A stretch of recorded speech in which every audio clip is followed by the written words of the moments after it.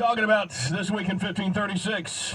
Oh, Henry VIII had his wife Anne beheaded for adultery. And they say the security guard seems to think this is a good script for John Boy and Billy Playhouse to perform. Let's all find out together. We're doing British accent. Yeah. Trouble in British marriages seems to be the theme on Playhouse this morning. So, with no further to-do.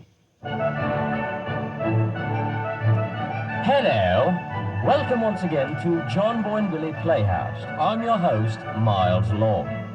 Today's episode commemorates the 457th anniversary of the beheading of Anne Boleyn, second wife of Henry VIII.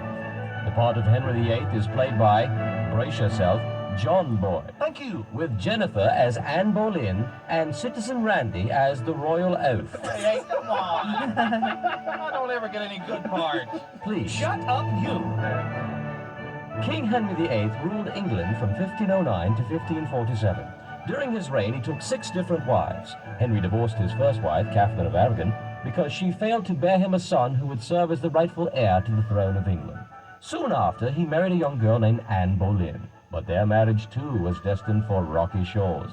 In May of 1536, Henry and Anne Boleyn had a fateful confrontation in Windsor Castle. Even though it was 1536, their conversation was captured by a hidden recorder, a royal secretary named Nigel, who wrote down the entire conversation in longhand while hiding in a bathroom closet. The following dramatic presentation is based on recently released records of that conversation. As our story opens, the Royal Oaf is announcing the Queen's arrival. Your Highness, Her Majesty the Queen is here to see you. Thank you. Royal Oaf. Good man, that oaf. A bit soft in the head, though. Anne, come in. Take a royal load off. And speaking of loads, this morning the royal painter brought in that new portrait of me thou ordered. Oh, really? I suppose thou thinkest that is pretty funny. What dost thou mean? Dost thou think he made me look fat enough? I know I put on a few pounds, but look at it. I look like a bloody hog.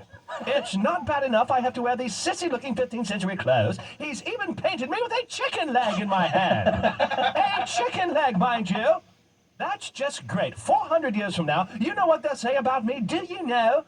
They will say, Henry VIII, oh, he was the fat guy with a chicken leg in his hand. I hate that. But thou art a large man, and thou must admit thou eatest a lot of chicken. Why is everybody trying to make me look like an idiot? Idiot, I say. I am out there all day busting my royal butt, fighting the Pope, fighting the Irish, fighting the French. Then you come home and fight with me. I don't have an easy day either, you know. I spend the whole day taking care of your daughter. Oh, yes, baby Elizabeth, the Buckingham Banshee.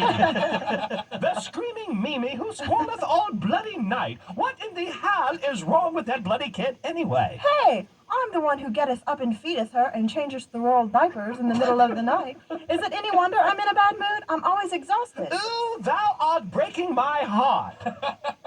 Hey, I'm the bloody king of England, for crying out loud. This ain't the Clintons around here. Who are the Clintons? This is 15th century. And for someone who's so exhausted, thou seemeth to have plenty of time to fooleth around with the royal musicians. What? Don't play innocent with me. Don't, I say. Just don't. I've seen thee with that wormy-looking little chap in the horn section of the Royal Orchestra. I've heard the things thou sayest unto him. Are those bugle boy trousers thou art wearing? Giveth me a break. I mean, of course they're bugle boy trousers. He's a bugle boy, isn't he? And I guess thou hast seen him without those trousers too, hasn't thou? And what if I hast? I'm lonely, Henry. I'm not made of stone. I'm a young, vital woman. I need love. Don't giveth me any of that psychological crop. Crop, I say. I'm not a bleeding hot sissy boy like that idiot thou were dating when we met. What was his name? Sir Philip Donahue? That's the one. What a weenie. What a postmaster general.